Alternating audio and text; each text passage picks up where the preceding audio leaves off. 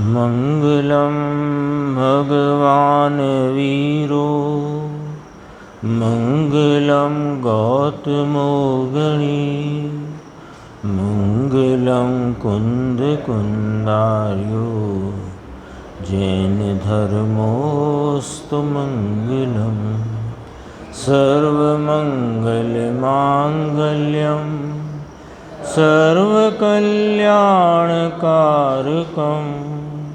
प्रधानं सर्वधर्माणां जैनं जयतु शासनं। मैं नमो तीर्थनायक को नमो ओंकारवाणी को नमो उन कुंद प्रभु को जिन्होंने ओमकार धारण की।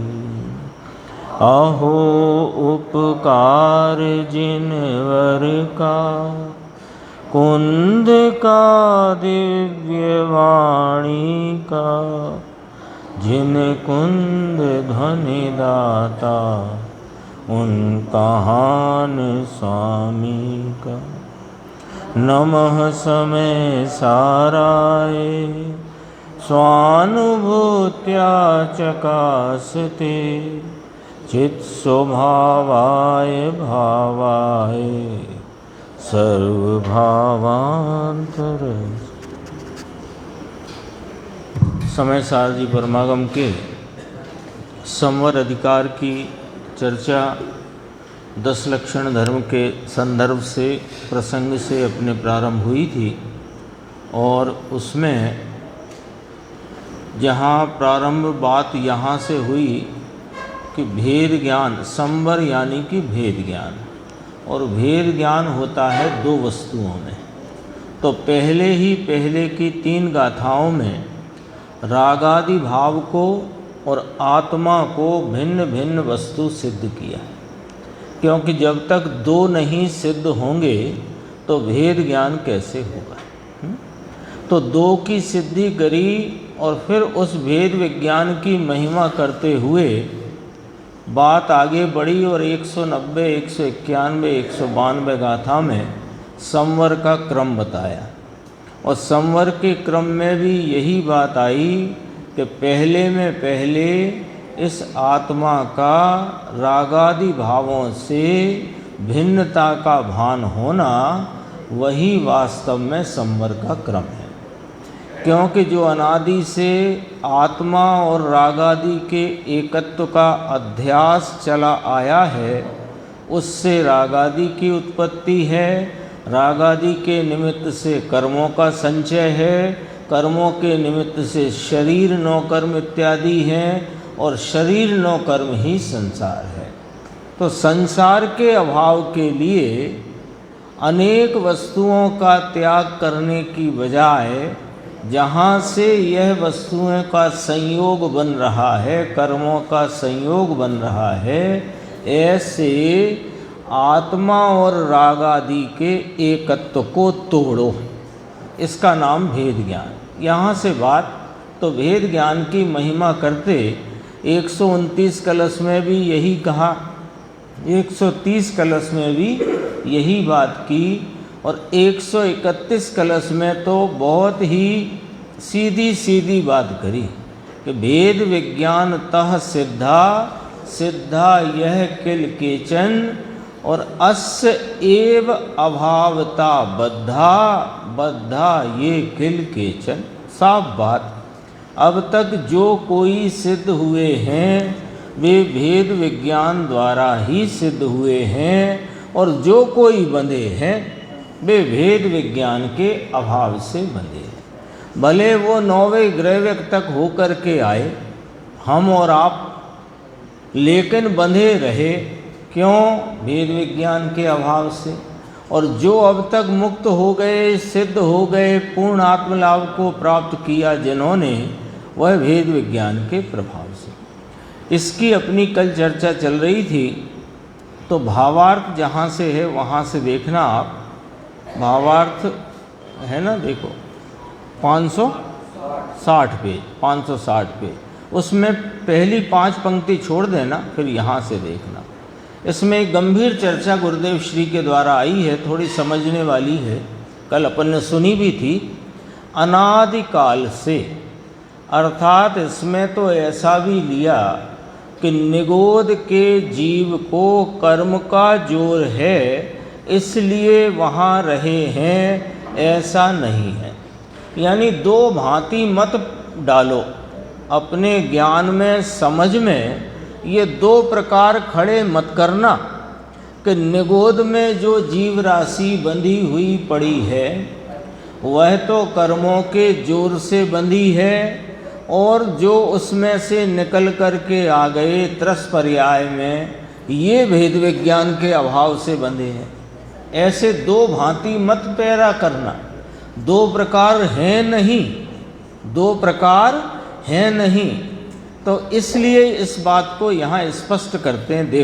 देखो अंकुर भाई क्या कहते हैं। निगोद के जीव अनंत काल निगोद में रहे और अभी कितने ही त्रस पर्याय को प्राप्त नहीं हुए। इस वाक्य में क्या कहा कि जितने जीव हैं जगत में संसार अवस्था में अभी, और जो सिद्ध हो गए वे भी पहले निगोद में ही थे, और संसार में त्रस अवस्था में हैं ये भी निगोद में ही थे, और अभी भी निगोद में अनंत जीव राशि है जो अब तक अनादि से त्रस पर्याय को प्राप्त नहीं हुए।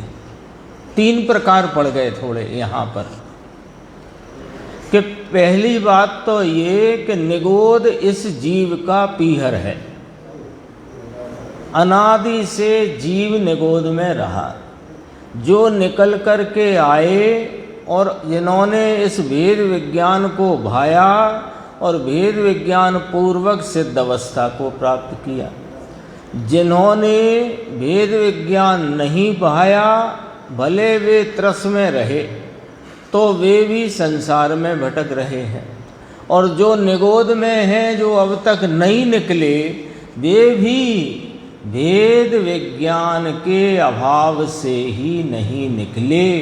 कोई यहाँ इस प्रकार की समझ रखना कि कर्म के जोर के कारण वे निगोद में हैं, यह बात मिथ्या है। वहाँ उस प्रकार का निमित्त है, और निमित्त की प्रधानता में भले ऐसा कहो कि कर्म का जोर है, लेकिन वह निमित्त की बात है, तो निमित्त से थोड़ी ये रुका है, और निमित्त की कृपा से नहीं ये मुक्त होगा। तो देखो, भेद विज्ञान या भेद ज्ञान का अभाव और राग की एकता बुद्धि पड़ी है निगोद में रही अनंती जीव राशि को, उससे निगोद में रहे हैं। भेद ज्ञान का अभाव और राग की एकता बुद्धि इस कारण निगोद में रहे हैं।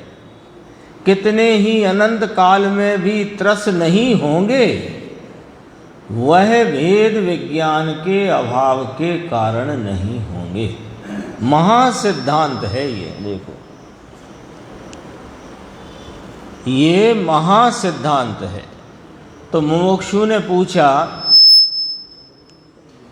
कि निगोद में क्या भेद ज्ञान करे। ये प्रश्न आया कि निगोद में क्या भेद ज्ञान करे। तो देखो, भेद ज्ञान करने की कहाँ बात है, समझना। ये पॉइंट बहुत गंभीर है, ये समझने जैसी बात है। इसमें से निगोद की स्थिति में से अपनी भूल पकड़ना है। देखो, प्रश्न किया कि निगोद में क्या भेद ज्ञान करे। वहाँ तो हित अहित की बुद्धि तो दूर रहो, एकमात्र स्पर्श इंद्रिय वहाँ इंद्रिय रूप से है, और एक शरीर के आश्रित अनंत जीव हैं जिनके 2-2 शरीर स्वतंत्र हैं अपने अपने, तेजस कारमान। अब वहाँ कौन सा, वो वहाँ तो पूजा भक्ति भी नहीं जानता, तो वो क्या भेद ज्ञान करे। आप तो बराबर ये कहते आ रहे हो कि दया दान पूजा भक्ति के राग से भिन्न अपने को आत्म रूप अनुभव करे तो भेद ज्ञान होता है। उससे ही भेद ज्ञान करना है, उससे ही भिन्नता का भान करना है। अब वो कैसे करें निगोद का जी? तो सुनना जरा ये बात। निगोद में क्या भेद ज्ञान करे? तो गुरुदेव श्री फरमाते हैं भेद ज्ञान करने की कहाँ बात है। सुनो, यहाँ हम ये नहीं कह रहे कि निगोद का जीव भेद ज्ञान करके मुक्त होगा। ये हमने कब कहा है? हमने ये कहा है कि निगोद में जीव क्यों निगोद में रहा हुआ है कि भेद ज्ञान के अभाव से रहा हुआ। पॉइंट समझो, पॉइंट आया पकड़ में। हम ये कब कह रहे हैं? जिनवाणी ये नहीं कह रही कि निगोद का जीव भेद ज्ञान करके मुक्त हो जाएगा, ये नहीं कह रही। ये कह रही है जिनवाणी कि निगोद में जो जीव बंधा पड़ा है वो भेद ज्ञान के अभाव से बंधा पड़ा है। समझना बात को जरा, टेक्निकल बात है, अभी इसमें स्पष्ट करेंगे कि भेद ज्ञान करने की कहाँ बात है। वह भेद ज्ञान वहाँ नहीं है, इतनी बात है ना। भेद विज्ञान का वहाँ अभाव है, इतना कहा, इतनी बात कही। वह कहाँ भेद ज्ञान करे? प्रश्नवाचक। हम कब कह रहे हैं कि वो भेद ज्ञान करेगा वहाँ? ये हमने नहीं कहा, लेकिन बंधा पड़ा है सो भेद विज्ञान के अभाव में। वहाँ आगे राग की एकता बुद्धि है ना, बस। वो निगोद के जीव को राग की एकता बुद्धि है कि नहीं, ये तो निर्णय करो। राग की आत्मा के साथ एकत्व पने की बुद्धि, मान्यता, श्रद्धान उसको है कि नहीं, कि भिन्नत्व का सिद्धांत है, एकता का ही है। तो यही तो कहा कि राग के एकत्व रूप भेद विज्ञान के अभाव से निगोद का जीव बंधा पड़ा है, वहाँ पर निगोद में रहा हुआ है। वही भेद विज्ञान का अभाव है और उससे ही बंधे हुए। क्या हुआ? नहीं आया समझ में? क्या प्रश्न है? अच्छा, वही क्या भेद विज्ञान का अभाव माने क्या? कि यह चैतन्य स्वरूपी आत्मा और वर्तता हुआ राग, उसमें एकता बुद्धि का जो भाव, मान्यता, श्रद्धान, उस प्रकार की एकता की बुद्धि, उसका नाम भेद विज्ञान का अभाव। वो है कि नहीं निगोद? निगोद के जीवों को वो है कि नहीं? बस भेद विज्ञान नहीं कर सकते इसलिए वहाँ है, ऐसा नहीं है। देखो, भेद विज्ञान कर नहीं सकते इसलिए वहाँ है, ऐसा नहीं। भेद विज्ञान करते नहीं, अर्थात राग से एकत्व बुद्धि में ही वे पड़े हुए हैं, इसलिए निगोद में। बात ये समझने जैसी बात है। भेद विज्ञान, तो ये जो सिद्धांत खड़ा हुआ, अस्य एव अभावता बद्धा बद्धा ये किल केचन, ये सिद्धांत खड़ा हुआ। काय को बंधे हैं वे वहाँ? हाँ, उसमें भी आता है, गोमट सारजी में आता है ना, भाव कलंक की प्रचुरता से। भाव कलंक की प्रचुरता कहो, अथवा मिथ्यात्व की प्रचुरता कहो, अथवा आत्मा और राग के एकत्व की प्रचुरता कहो, एक ही बात है ना।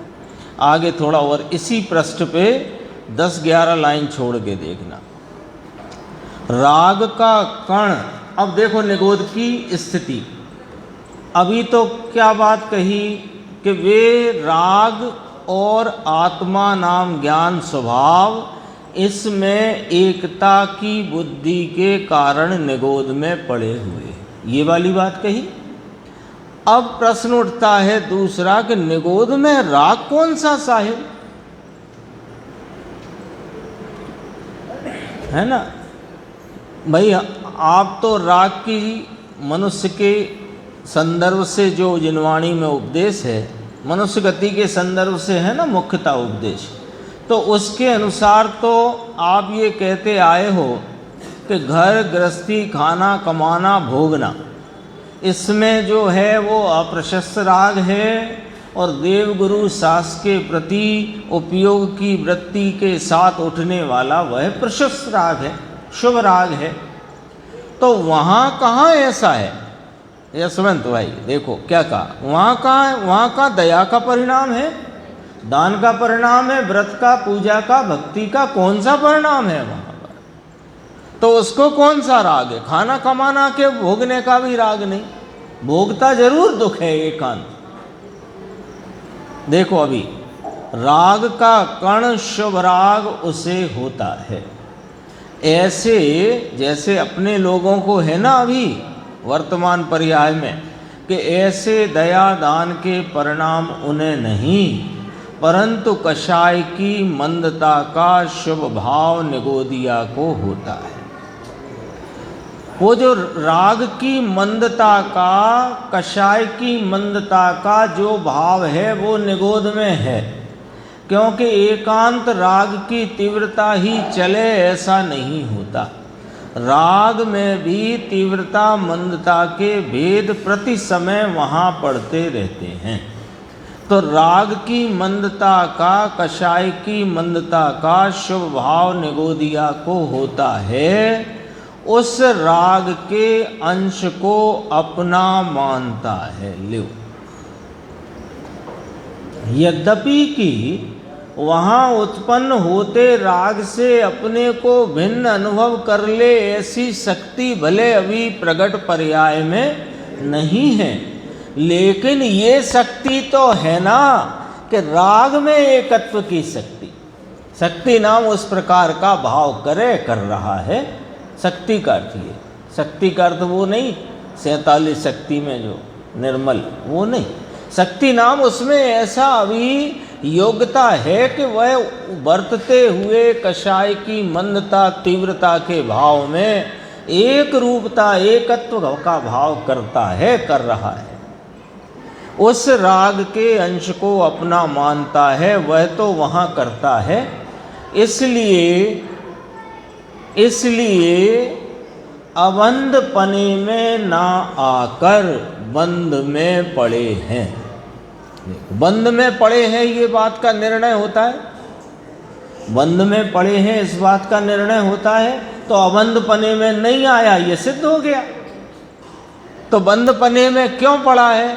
तो अब इधर से कहो कि अबंध पने में न आकर के बंध पने में पड़ा, इस कारण से पड़े हैं। कोई ऐसा कहे कि नहीं नहीं नहीं साहब, एकेंद्रीय जीव को तो कर्म का जोर है, इसलिए वे बेचारे निकल नहीं सकते, ऐसा कहते। अरे अब निगोद की क्या कहें, उनको तो कर्मों का ऐसा जोर चल रहा है कि वे बेचारे निकल नहीं सकते।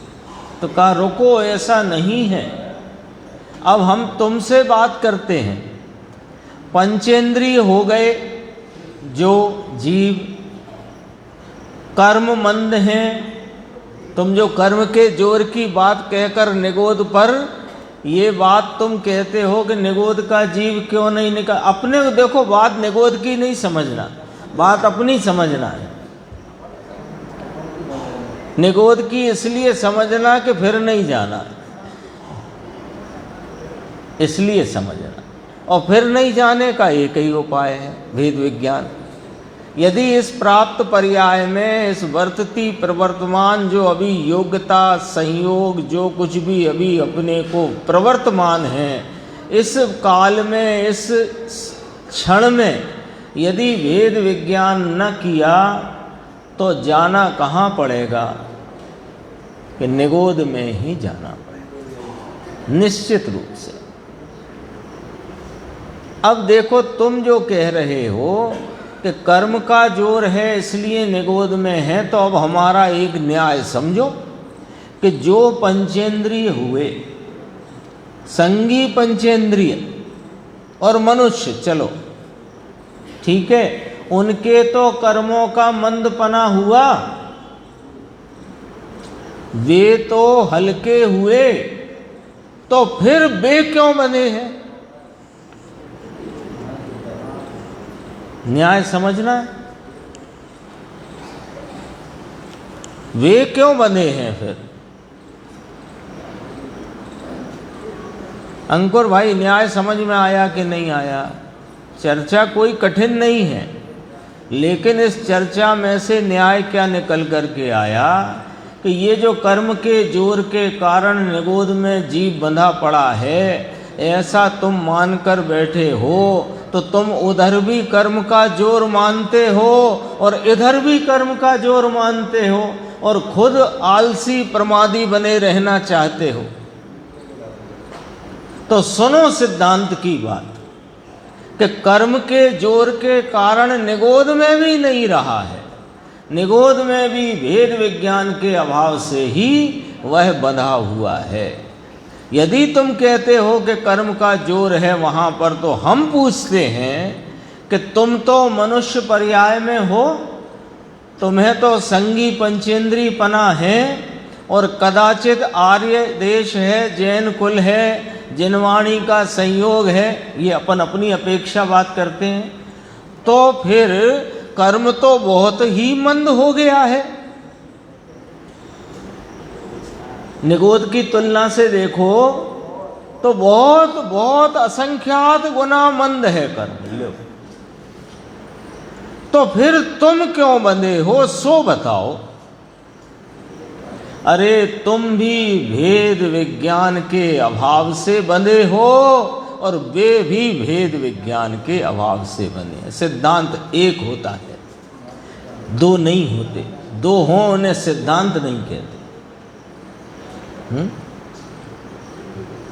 दो को सिद्धांत नहीं कहते।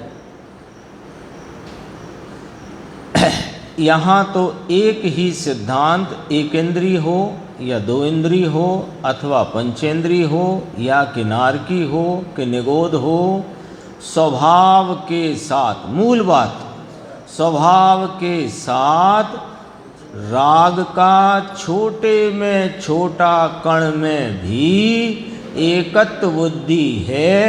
वे इस संसार में 4 गति 84 लाख में भटकते हुए पड़े हैं, इसलिए बंधे हैं। ऐसा मार्ग है भाई। 3 पंक्ति छोड़कर देखना। मनुष्य पने में आया। अब देखो, मनुष्य पने में अपन पहली बार नहीं आए हैं, अनंत बार मनुष्य पना मिला और उस अनंत बार मिले में अनंत बार, हर बार नहीं, अनंत बार मनुष्य पना मिला और अनंत बार में हर बार नहीं, फिर भी अनंत बार मुनि हुआ। मनुष्य पने में आया और मुनि हुआ।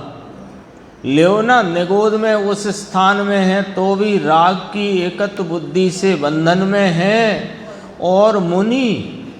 अब रखो सब एक कॉलम में सब रखना है भाई, क्योंकि यहाँ 2 कॉलम बनाए हैं। भेद विज्ञानता सिद्धा अस्य एव अभावता बद्धा, 2 कॉलम है। भेद विज्ञान से जो कोई अब तक सिद्ध हुए हैं वे भेद विज्ञान से हुए हैं। दूसरा कॉलम, जो अब तक बंधे हुए हैं वे भेद विज्ञान के अभाव से बंधे हुए। 2 कॉलम, ठीक है। तो जो मुनि हुआ तो राग निगोद में है, वो भी राग और आत्मा की एकत्व बुद्धि से बंधा पड़ा है। अब तक की चर्चा का सार, निगोद में है वो भी आत्मा माने ज्ञान स्वरूप आत्मा और राग दोनों की एकता से बंधा हुआ है। और ये मनुष्य पने में आया, मुनि पना लिया। मुनि नग्न दिगंबर मुनि 5 महाव्रत 28 मूल गुण पाले, वह भी कहा ना। तो सुरेश भाई साहब कौन से कॉलम में रखना है? अस्य एव अभावता बद्धा, यानी भेद विज्ञान के अभाव वाले कॉलम में डालो। किसको? अपने उन पर्यायों को, दूसरे की बात नहीं करना है, अपनी उन पर्यायों को। जब यह मुनि हुआ, 5 महाव्रत पाले, 28 गुण मूल गुण पाले, जिनेंद्र कथित इन सब चारित्र का, बाह्य चारित्र का भली भांति पालन किया, तथापि अभी भी संसार में क्यों भटक रहा है? अस्य एव अभावता बद्धा। आ गई बात।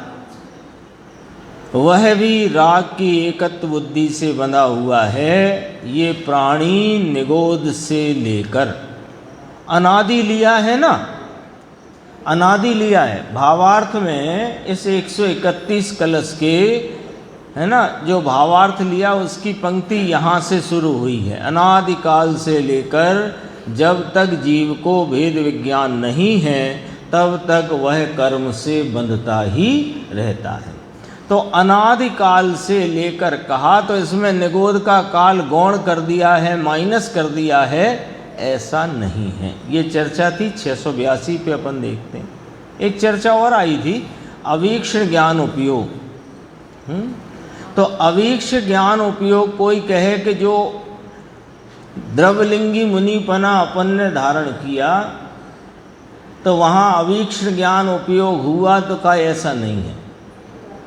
वह अवीक्षण ज्ञान, अवीक्षण का अर्थ समझ लो पहले, तो फिर आगे। ये 16 कारण भावनाओं में एक भावना है अवीक्षण ज्ञान उपयोग की, है ना। तो मिथ्या दृष्टि को तो वो हो ही नहीं सकता, ये बात नक्की है। अवीक्षण का अर्थ है बारंबार। अवीक्षण शब्द है ना, उसका अर्थ बारंबार, पुनरावृत रूप से, आवृत पने, एक ही भाव को, एक ही प्रकार के ज्ञान, एक ही प्रकार के विषय को ज्ञान में निरंतर लेना, इसका नाम है अवीक्षण ज्ञान उपयोग, है ना। उपयोग की जानने रूप ऐसी दशा बारंबार जिसमें एक चैतन्य आत्मा ही विषय है, इसका नाम है अवीक्षण ज्ञान उपयोग। तो कोई कहे मुनिपने में अवीक्षण ज्ञान उपयोग हुआ, तो कहा न हुआ, अवीक्षण राग उपयोग हुआ। एक राग के ही भाव में पड़ा रहा, उसमें ही मस्त होता रहा। कषाय की मंदता रहती है ना, द्रवलिंगी मुनि को कषाय की अत्यंत मंदता है, शुक्ल लेस्या तक की। उसमें तृप्त हो गया, उसमें संतुष्ट हो गया, उसी में लगा रहा, तो अवीक्षण राग उपयोग रहा उसको। ये चर्चा थी बीच में। ये देखो एक चर्चा और अपन देखते हैं, आगे ही है, मिल गया होगा आप लोगों को, करीब करीब एक पेज छोड़कर। यहाँ तो कर्म का अनुभाग, रस और स्थिति बहुत लंबी है, इसलिए वह भटकता है। यहाँ तो ऐसा भी नहीं कहा। क्या करें साहब, दर्शन मोहिनी की स्थिति लंबी पड़ी है। दर्शन मोहिनी की रस अनुभाग तीव्र चल रहा है, इसलिए आप जो बात सुना रहे हो, जो जिनेंद्र परमात्मा बात फरमा रहे हैं, जो गुरुदेव श्री सुना रहे हैं, जो आचार्य भगवान बता रहे हैं, हमें बैठती नहीं है। क्या करें, क्या करें?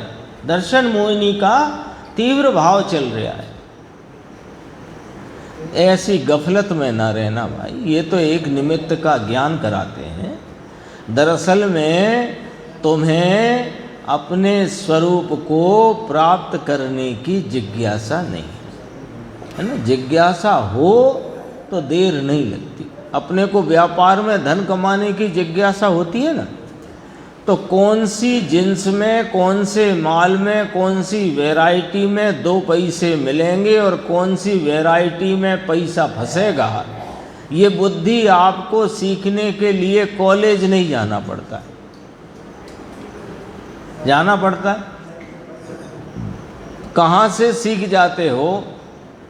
2-4 बार धक्के नुकसान खा करके सीख जाते हो, कोई बात नहीं है। यहाँ तो अनंत काल से धक्के खा रहे हो, अब तो सीखो।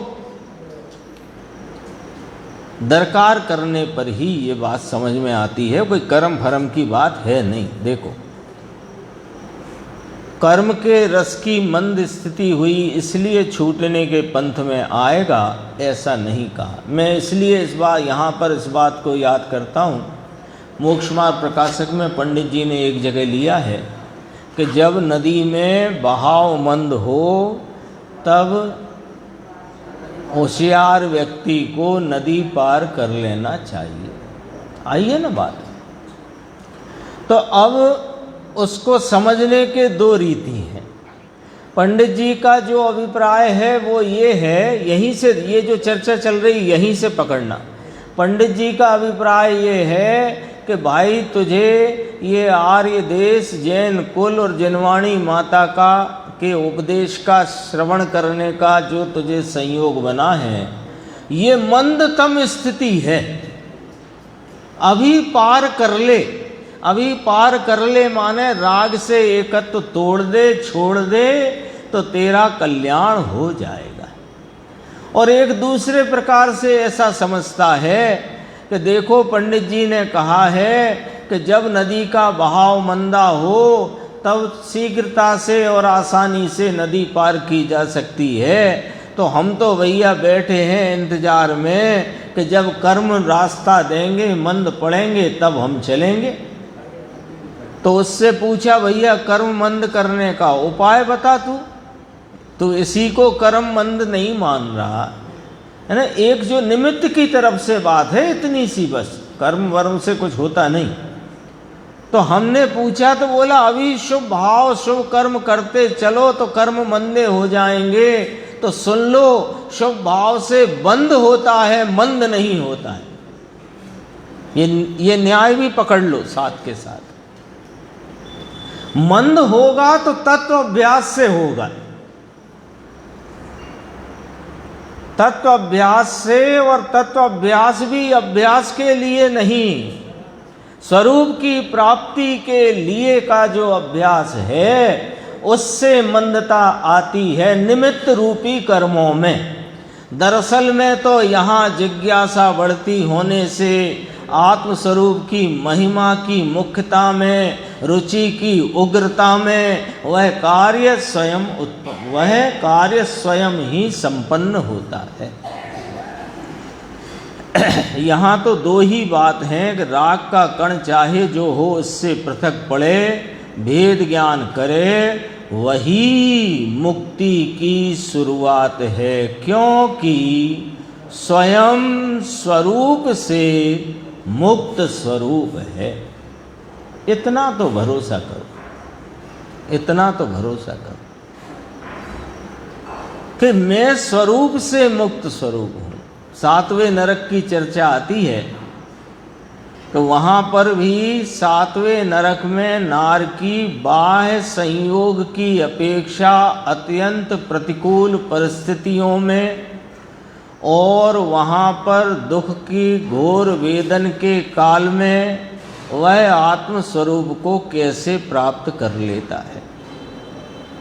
वहाँ पर सिर्फ इस बात का स्मरण आ जाता है कि मैं स्वरूप से तो मुक्त रूप हूँ, सुख स्वरूप हूँ, और ये जो वर्तमान दुख है ये टलने वाली चीज है, रहने वाली नहीं। इतनी स्मृति में वर्तमान दुख के अवस्था पर से उपयोग को हटाकर और अपने सुख स्वरूप चैतन्य भगवान पर उपयोग जैसे ही जाता है, वहाँ ऐसी बाह्य प्रतिकूलताओं के ढेर में भी अतीन्द्रिय आनंद का अनुभव होता है।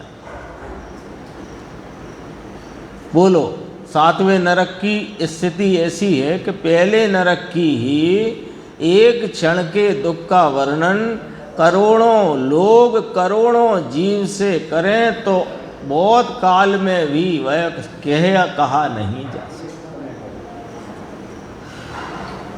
तो सातवें की तो और स्थिति भयंकर है।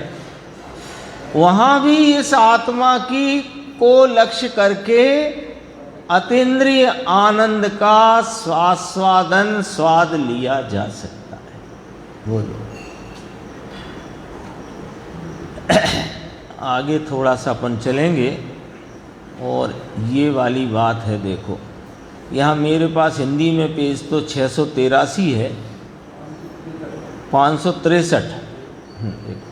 भेद विज्ञान का अभाव ही है संसार में बंधे रहने का कारण। कर्म बंध का यानी संसार का मूल भेद विज्ञान का अभाव ही है। और मोक्ष का पहला कारण,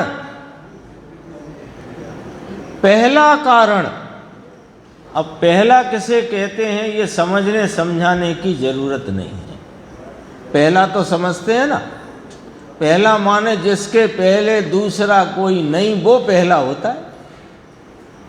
आप गली में जैसे ही घुसोगे पहले नंबर का मकान है। अच्छा पहला कब आएगा, किसके बाद आएगा पहला, पूछते हो आप? जब आपने पूछा कि भाई साहब आपका मकान कहाँ है, मैं फला चौराहे पे खड़ा हूँ, बस आगे जो दूसरी गली है उसमें घुसते ही पहला मकान मेरा है, चले आओ आप। आपने फिर उससे पूछा कि अच्छा पहला मकान है आपका, तो किसके बाद आएगा वो, पूछा था? तो पहले का अर्थ ख्याल, पहले का भाव भाषण हुआ, पहला किसे कहते हैं। तो मोक्ष का पहला कारण कौन? आज के निर्णय का, अपना निर्णय की कोटि में इस बात को बिठाने का आज का एक पॉइंट है कि मोक्ष नाम मुक्ति, मुक्ति नाम सुख के प्रयोजन के लिए पहला कारण कौन है? आचार्य अमृतचंद्र भगवान, आचार्य कुंद भगवान के इस महान परमागम की टीका करते हुए, उस पर कलश चढ़ाते हुए कहते हैं कि मोक्ष का पहला कारण भेद विज्ञान है।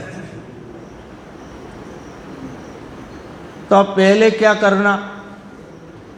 अब प्रश्न है कि नहीं, पहले क्या करना? पहले सिद्धांत प्रवेश का पढ़ना, फिर 6 डाला पढ़ना, फिर धीरे धीरे और ग्रंथ की स्वाध्याय करना, भगवान की भक्ति करना। कि नहीं, वे सब होते हों तो होते हैं, लेकिन वे कारण नहीं हैं। कारण कौन है? तो न पढ़े, सिद्धांत प्रवेश का पढ़ने की मना कर रहे हो आप। हम तो भेद विज्ञान की कह रहे हैं। भेद विज्ञान के लिए जो करना हो सो करो, लेकिन भेद विज्ञान करो। आई बात ख्याल में आई? तो स्वाध्याय बंद कर दें, कल से आएंगे ही नहीं। अरे बात ये चल रही है कि पहला कारण भेद विज्ञान है। अब भेद विज्ञान के लिए तुम्हें किससे किसका भेद विज्ञान करना है कि इस ज्ञान स्वरूपी आत्मा का रागादि विकारी भावों और परद्रव्यों से भेद ज्ञान करना है। तो जिनसे जिनका भेद ज्ञान करना है, उन दोनों का आत्मा अनात्मा का स्वरूप जानकर, अभ्यास पूर्वक निर्णय में लेकर और निर्णीत वस्तु का आलम्बन लेकर परिणति में भेद ज्ञान प्रकट होगा। लेकिन पहला कारण कौन रहा? अभ्यास नहीं रहा, भेद ज्ञान रहा। अभ्यास यदि कारण हो तो 11 अंग 9 पूर्व का पाठी ये अनंती बार हुआ, पर भेद विज्ञान नहीं हुआ, है ना। और एक चर्चा आने वाली है इसमें। भेद विज्ञान ही, है ना, ही का बड़ा महत्व होता है। भेद विज्ञान ही लो है ना, संसार का मूल कारण भेद विज्ञान का अभाव ही है। इतनी सीधी सच्ची बात संवर अधिकार को पूर्ण करते टीकाकार आचार्य भगवान अमृतचंद्र देव कहते हैं कि भेद विज्ञान के अभाव से बंधे हो और भेद विज्ञान से छूटोगे। बस इससे सीधी बात क्या हो सकती है? सीधी, सरल, सटीक, सच्ची, और क्या हो सकती है? संसार में क्यों भटक रहे? भेद विज्ञान के अभाव से। मुक्त कैसे होंगे? भेद विज्ञान के सद्भाव से। बस हो गई बात पूरी। संसार का मूल कारण कर्म है, निद्दत और निकांचित तथा फलाना कर्म है, ऐसा यहाँ नहीं कहा। संसार का मूल भेद विज्ञान का अभाव ही है, भेद विज्ञान का अभाव ही है। एकांत से नहीं कथनचित कर्म से भी है, ऐसा कहो ना साहब, ऐसा कहो। कथनचित भेद विज्ञान के अभाव से, कथनचित कर्मों के उदय से, ऐसा कहो ना। शास्त्र का अपन तो स्यादवादी है ना, तो स्यादवाद नहीं होता, इसको भुदड़ीवाद कहते हैं। स्यादवाद कैसे होता है कि वस्तु के अनेकांत स्वरूप को बताने वाले वचन को, वाणी को स्यादवाद कहते हैं। तो कैसे बताना कि यह पानी ठंडा ही है, गर्म नहीं, यह अनेकांत है। वेद विज्ञान का अभाव ही है, एकांत से नहीं कथनचित कर्म से भी है, ऐसा कहो। कथनचित कर्म से भी भटकता है और कथनचित भेद विज्ञान के अभाव से भटकता है, ऐसा कहो ना साहब कि नहीं नहीं, ऐसा है ही नहीं। कैसे? भेद विज्ञान के अभाव से ही भटकता है। सिद्धांत तो देखो सिद्धांत, अर्थात कि तेरे अधिकार की बात है। लो सारा जुम्मा अपने कंधे पर, सुनो।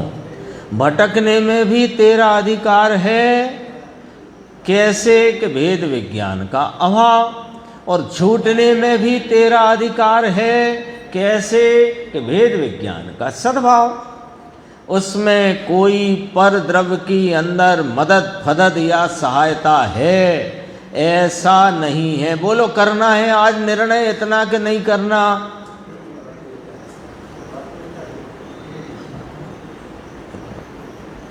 गुरुदेव की सभा में कुछ लोग बैठते थे, उनके पुराने सुनने वाले, तो वो कहते रहते थे बराबर साहेब बराबर, ऐसे बोलते थे। तो कई बार गुरुदेव देख लेते थे कि इनका बराबर कहाँ से आया है, नींद में से आया है कि सुन के आया है। तो वो कह देते थे, उधर से उसने बोला नींद में से किसी ने, बराबर साहेब सब बराबर है। सच्चाई ये है कि स्वाध्याय में अपन जो 1 घंटा अपन ने लगाया है, तो वो अपने उस 1 घंटे में कम से कम एक बिंदु का निर्णय तो दृढ़ता से करना ही चाहिए। जितनी चर्चा आई और गुरुदेव के आधार से ही अपन स्वाध्याय करते हैं, और यहाँ एक ही बात बिल्कुल क्रमानुसार चलती है, और उस एक बात को ही चारों तरफ से न्याय से युक्ति से यहाँ पर प्रस्तुत करते हैं गुरुदेव, उस पर अपन विचार करते हैं। तो अपने पास एक बात जो आज आई उसका निर्णय नहीं करा, निर्णय यानी अपनी बुद्धि में उसको दृढ़ता से अंगीकार नहीं किया, तो 1 घंटा आपका व्यर्थ पानी में गया। सुनने में थोड़ा बहुत कषाय की मंदता में पुण्य बंध गया होगा, तो वो पुण्य तो संसार में ही भटकाने वाला है, उससे कोई लाभ तो है नहीं। लाभ तो निर्णय से मिलेगा। तो आज क्या निर्णय करना योगेश भाई? आप थोड़े से विलंब से आए, लेकिन फिर भी इतना निर्णय कर सकते हो, उतनी चर्चा तो आ ही गई है कि यह जीव संसार में वेद विज्ञान के अभाव से ही बंधा हुआ है, और जो अब तक मुक्त हुए, और यदि हमें मुक्त होना है तो पहला कारण भेद विज्ञान ही है, अन्य कोई कारण नहीं है। साथ ही यह भी दृढ़ता से स्वीकार करो कि कोई पर द्रव्य 5 परमेष्टि काय में लेना है अंकुर? पक्का? देव गुरु शास्त्र कोई पर द्रव्य, कोई मदद फदद सहायता करता नहीं, कर सकता नहीं, उसकी सहायता से भेद ज्ञान होगा, इस बात को आज भूल जाओ, भूल जाओ इस बात। भेद विज्ञान कैसे होगा, है ना? गेहूं दे दिया आपको, मान लो घर पे कि थोड़ा ये बीन देना गेहूं, तो आपको पता होना चाहिए ना कि उस तरफ क्या जाना है और इस तरफ क्या आना है। थाली में गेहूं है तो कैसे बीनोगे आप? उस तरफ क्या जाना है और इस तरफ क्या आना है, पता होना चाहिए ना। तो राग और ज्ञान, इन दोनों को हम भिन्न कैसे करें? कि गेहूं बीनने जैसे। कैसे बीनते हो? कि लक्षण की भिन्नता से। और कैसे बीनते हो? लक्षण की भिन्नता से ही है ना। तो यहाँ भी लक्षण की भिन्नता। अब थोड़ी सी चर्चा अपन देखेंगे। यद्यपि आज 132 कलश प्रारंभ हो गया है, तो भी अपन को अभी कल गुरुदेव श्री का उस पर चलेगा व्याख्यान, तो अपन कल भी उसकी चर्चा कर सकते हैं। पर इसमें कुछ बात और भी अपन विचार कर सकते हैं कि देखो, जब बात यहाँ तक पहुँच गई कि बंधे हुए हैं जो जीव इस संसार में, बंधे हुए हैं, क्यों कहा? है तो मुक्त स्वरूप पर पर्याय में बंधा हुआ है, ठीक है ना। तो ये जो बंधे हुए हैं, ये क्यों बंधे हुए हैं? कि भेद विज्ञान के अभाव से, ठीक है। ये तो चल ही रही है बात। और जो अब तक मुक्त हुए और जो मुक्त होना चाहते हैं, उसमें पहला कारण भेद विज्ञान ही है। तो अब भेद विज्ञान है तो साहब किससे किसका भेद विज्ञान, किन किन में भेद विज्ञान? कि ज्ञानानंद स्वरूप आत्मा और कलुषित असुचि राग रूपी भाव का भेद ज्ञान करना है। अब थोड़ा सा अपन इस पे विचार करते हैं कि इतना सब समझने और सुनने के बाद यहाँ तक तो अपना निर्णय आ गया है। दृढ़ता से अपन ने अपनी बुद्धि में इतना स्वीकार कर लिया है कि राग और आत्मा के भेद ज्ञान के अभाव में मैं बंधा हुआ हूँ और उसके भेद ज्ञान द्वारा ही मैं मुक्ति के मार्ग में बढ़ सकता हूँ, चल सकता हूँ, ठीक है। तो भेद ज्ञान जो करना है, तो अब दो प्रश्न खड़े हैं कि भेद ज्ञान क्यों नहीं हो रहा और होए तो कैसे होए। अब तो प्रश्न यही आके खड़ा हो गया ना सामने। निर्णय तो कर लिया अपन ने, और दरअसल ये प्रश्न उसको ही उठेगा जो ये निर्णय अपनी बुद्धि में कर लेगा कि भेद विज्ञान ता सिद्धा सिद्धा ये किल केचन, अस्य एव अभावता बद्धा बद्धा ये किल केचन। इसको जिसने स्वीकार किया उसी को तो प्रश्न उठेगा ना। क्या प्रश्न उठेगा उसको? कि भेद विज्ञान अभी तक क्यों नहीं हो रहा और होए तो कैसे होए। क्यों? क्योंकि जब निर्णय किया कि हमको तो इस वर्ष फला जगह जाना है, तो जाना है तो वहाँ जाना है, निर्णय किया, तो वह जाने का मार्ग क्या है उसका फिर प्रश्न उसी को तो उठेगा। तो भेद विज्ञान क्यों नहीं हो रहा? बिल्कुल बारीक सी बात है, लेकिन मुद्दे की बात है। थोड़ी सूक्ष्म पड़ेगी, समझने की कोशिश करना।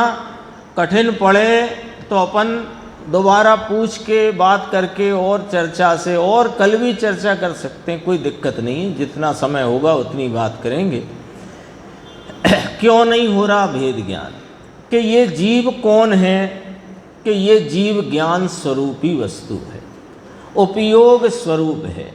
ये अपनी उपयोग स्वरूपता के परिणमन में प्रति समय जानने रूप परिणमता है। जब यह जानने रूप परिणमता है तो ये व्यवस्था है कि जब इसका उपयोग पर द्रव्य निमित्त आदि को लक्ष्य करके, नाम उनको विषय करके उपयोग प्रवर्तता है, अथवा कि, ये तो एक बताई बात, अथवा कि जब ज्ञान की पर्याय में पर द्रव्य आदि विषय बनते हैं तो वहाँ नियम से राग द्वेष का भाव उत्पन्न होता है।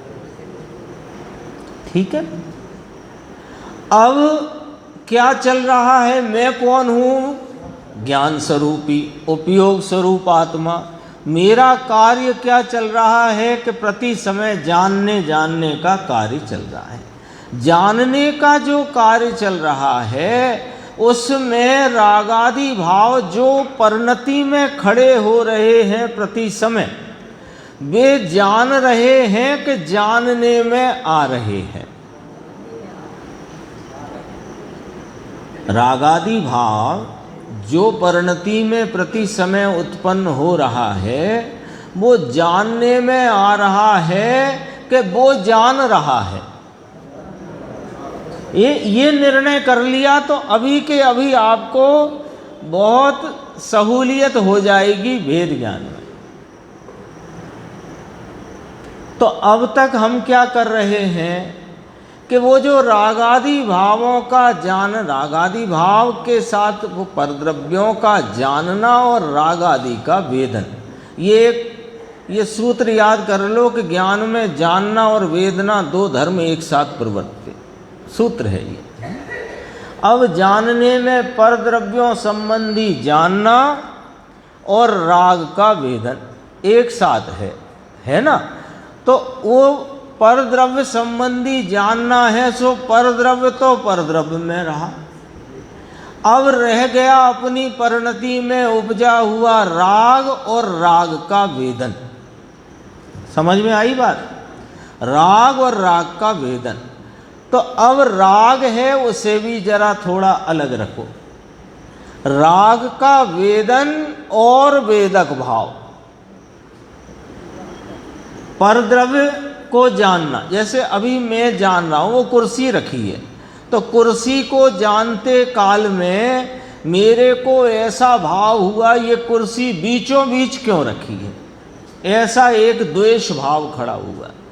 तो मेरी ज्ञान की वर्तमान, उसको रोक दो जरा, उस ज्ञान की पर्याय को ख्याल में रोक लो। उस ज्ञान की पर्याय में कुर्सी संबंधी जानना हुआ और ये बीच के बीच क्यों है, ऐसा द्वेष का भाव भी उत्पन्न हुआ। तो ज्ञान की पर्याय में द्वेष का यानी कषाय भाव का वेदन हुआ और पर पदार्थ संबंधी जानना हुआ। ठीक है। तो ज्ञान की पर्याय वो स्वभाव का परिणाम और उसमें कुर्सी संबंधी ज्ञान का परिणमन और राग का वेदन, इतना है ना। अब कुर्सी तो मुझसे प्रकट परद्रव्य है, दूर कर दो। अब जो राग है वो राग भी मेरे ज्ञान गुण में उत्पन्न नहीं हुआ, परिणति में है, पर मेरे ज्ञान स्वभाव में उत्पन्न नहीं हुआ, स्वभाव से उत्पन्न नहीं हुआ, स्वभाव में उत्पन्न नहीं हुआ, स्वभाव से उत्पन्न नहीं हुआ। तो स्वभाव रूप जो मेरे ज्ञान का वर्तमान परिणाम है उसमें क्या हुआ, बस यहां आ जाओ, सिमट आओ जरा। परद्रव्य को छोड़ा यशवंत भाई, थोड़ी सी बारीक बात है, कठिन हो सकती है पर कठिन नहीं है। समझने के लिए थोड़ा सा अपन एकाग्रता रखेंगे, बहुत जल्दी समझ में आएगी, कठिन नहीं। कुर्सी को बाहर करो, वो तो बाहर प्रकट परद्रव्य है। राग जो मेरी परिणति में है किंतु मेरे स्वभाव से नहीं उपजा, इसलिए वह भिन्न है, परवस्तु है, उसका मेरे आधार आदेश संबंध नहीं है। अब क्या बचा राकेश भाई कि वो एक ज्ञान की अवस्था, जिस अवस्था में राग का वेदन और कुर्सी संबंधी गे के आकार के अनुरूप परिणाम है ना। तो ये जो ज्ञान का एक परिणाम जिसमें पर द्रव्य संबंधी ज्ञान का परिणमन और ज्ञान स्वभाव का एक रूप भाव है ना। तो यहाँ पर आकर के वो जो प्रति समय बदलता हुआ ज्ञान का विशेष है, दरअसल में वह गेय को और राग को प्रसिद्ध कर रहा है। ज्ञान का जो परिणमता हुआ विशेष है, नाम परिणाम है ज्ञान का, परद्रव्य को तो दूर रखा, राग को भी दूर रखा। राग का वेदन और उस पदार्थ का वेदन, पदार्थ का जानना और राग का वेदन, ये मेरी ज्ञान परिणति का कार्य है, ये ज्ञान का कार्य। ये चर्चा आ गई है संवर अधिकार में पीछे, ये ज्ञान का कार्य है। तो ज्ञान का कार्य जो हो रहा है, उस कार्य में कारण कौन है? ज्ञान स्वभाव, ज्ञान स्वभाव। कारण कौन है? जानना हो रहा है ना, तो जानने रूप परिणमन का कारण तो ज्ञान स्वभाव है। तो जो ज्ञान की परिणति परिणमित है, उस परिणमित परिणति में जो उसकी पर्याय को देखते हैं, तो वहाँ गेयों की नाम कुर्सी की और ये बीच में क्यों रखी है ऐसे कसाई की प्रसिद्धि है। लेकिन उसी काल में इससे भिन्न, राग से भिन्न ज्ञान के विशेष को भी गौण करते, एक ज्ञान सामान्य को दृष्टि में लेते ही वह जानन स्वरूपता लक्ष्यगत होती है, ख्याल में आती है। वो ज्ञायक भगवान जो कि सदा काल राग से भिन्न है, वो प्रसिद्ध हो जाता। ये भेद ज्ञान की विधि है। हाँ,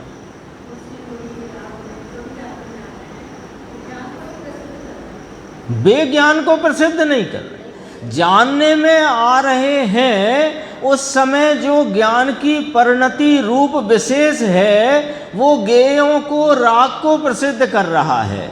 लेकिन वहाँ पर वह उन सब जानने के कारण रूपता से रहा हुआ ज्ञान सामान्य, एक रूपता से रहने वाला अपना ज्ञान भाव, उसकी प्रसिद्धि तो उस पर्याय का लक्ष्य छोड़ने से होगी। देखो ये दर्पण लगा है, दर्पण लगा है, दर्पण में वो वृक्ष के आकार के अनुरूप परिणमन है। वो परिणमन का कारण स्वच्छता है कि वृक्ष है? स्वच्छता है।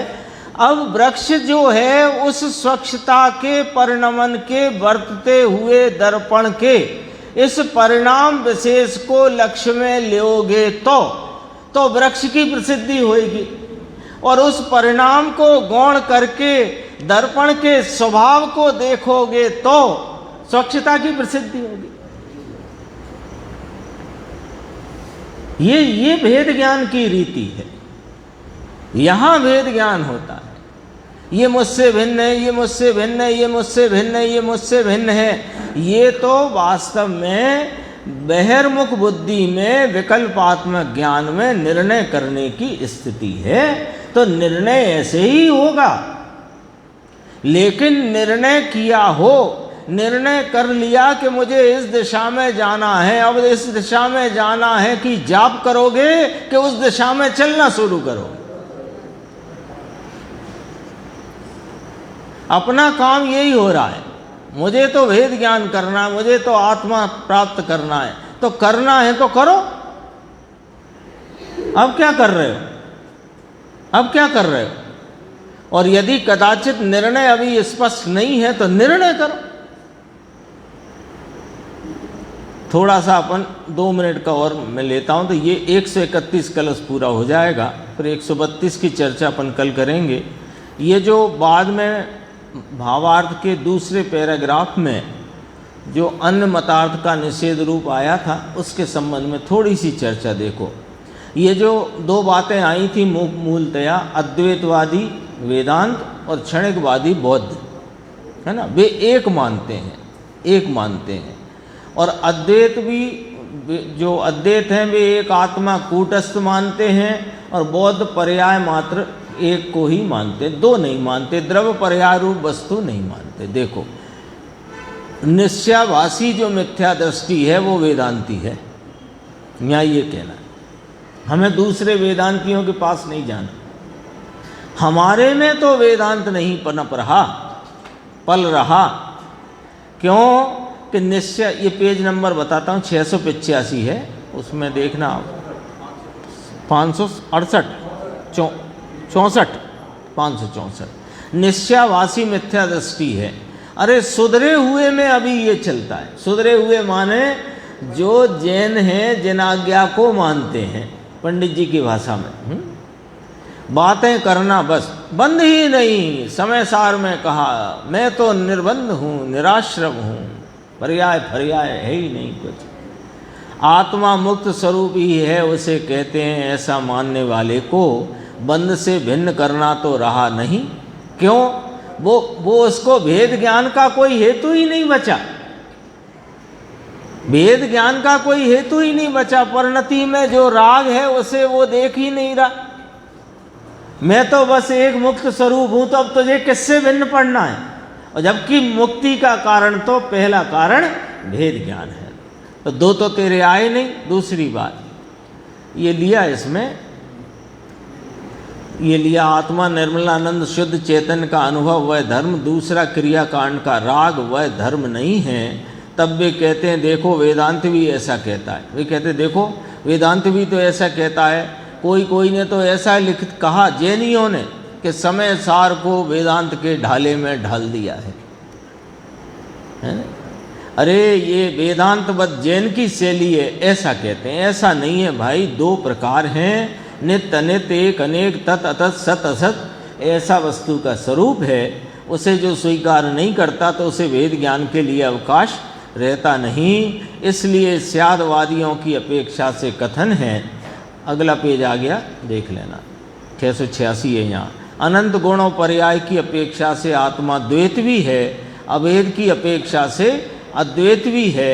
स्यादवादियों, स्यादवादी अर्थात ऐसा स्यादवादी है। कैसा स्यादवादी? कि वर्तमान में मैं पर्याय, कोई क्षणिकवादी है ना, उनका क्या है कि जो पर्याय में अशुद्धता है बस वो ही मैं अशुद्ध हूँ, जब शुद्ध होऊंगा तब मैं शुद्ध होऊंगा, ये क्षणिकवाद है। और मैं तो स्वरूप से शुद्ध ही हूँ, पर्याय में कोई बंद है ही नहीं, ये वेदांतवाद है।